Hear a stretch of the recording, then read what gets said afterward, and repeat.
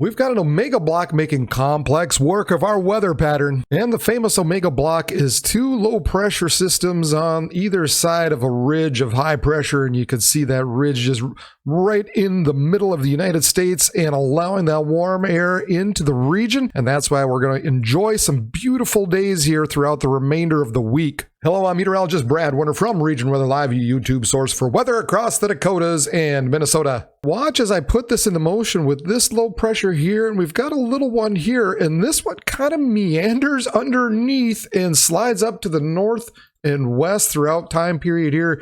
As I put this into motion, you can see how it kind of cuts off that high pressure to the north, and that low kind of slips off to the northwest. Really kind of unusual, and it makes it very difficult to determine what exactly is going to happen. But for now, generally what I think is going to happen, especially in the short term, is these two low pressure systems will move off to the east and allow that ridge of high pressure to move east as well. And that's going to allow some energy to eject out of the southwest and move into our area into the weekend. So going into Friday and Saturday, we begin to develop the southwest flow aloft, and that allows some of that moisture to start poking into the area. And so we're going to see the return of the 50-55 degree dew points start to inch their way to the north and into at least southern parts of the area into South Dakota, southern Minnesota. But how far north that moisture makes it into the region is really going to be the complex question, especially as we get to Sunday and Monday. Ultimately, it's because of this blocking pattern that the models are really having a hard time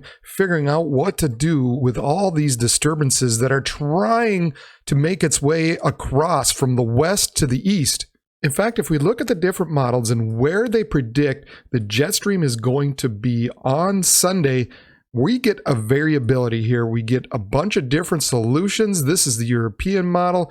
This is the Canadian model. This is the American model. And this is the United Kingdom model. You can see the differences in just where that jet streak exactly is going to set up. And of course, along with that will be the differences on where some of the higher dew points will move in as well. In fact, if we look at the European model, we see this jet stream pushes off a little bit to the south and moves eastward, kind of more so into Iowa, southern Minnesota, probably more so eventually poking into Wisconsin. And at that point, the surface low is somewhere over here with the warm front sticking out like that. And so ultimately here you can see where it's going to paint the thunderstorms going into Sunday. Now the GFS, on the other hand, the American model has it way further west, has the jet stream more poking into the Dakotas, with more of that warm frontal boundary hanging a little bit further back to the west as well. And so naturally it's pointing those thunderstorms further back to the west for Sunday.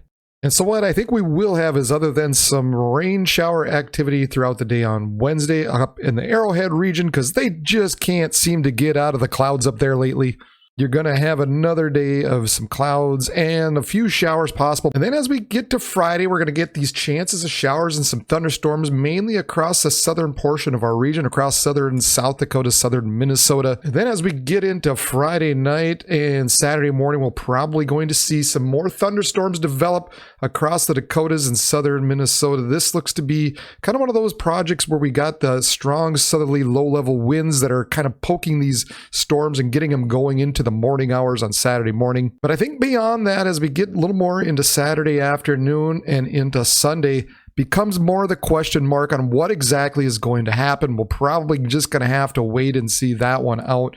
But here you can see, at least according to the European model, we've got some stronger thunderstorms possible across southern Minnesota going into Sunday. Meanwhile, as I showed you earlier, the American model, the GFS, holds those storms further to the back to where, again, perhaps some stronger storms a little bit into South Dakota going into Sunday evening. High temperatures for the remainder of the week. Look at this, 80s down in the southwest. Unfortunately, for those of you up in the northeastern parts of Minnesota, unfortunately, you're probably used to this, but highs still right around 50 for Wednesday.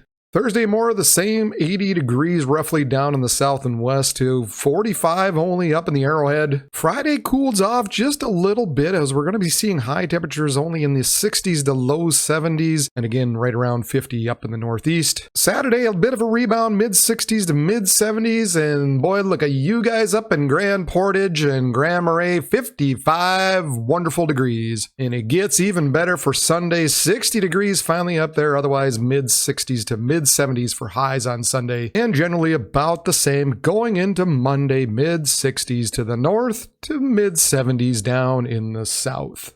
So as we get closer to the weekend, we'll be able to narrow down a little bit more who exactly is going to be getting the thunderstorms and pin down the timing just a little bit more. So make sure you tune in and subscribe down below if you haven't already. Hit the little bell button as well. That'll keep you notified when I upload the next video. We'll pin this down as we get a little bit later into the week. And also, you're going to want to subscribe because as we get into the severe weather season, I'm going to be on here live, making sure you have the latest updates you need to keep you informed with severe weather strikes your area.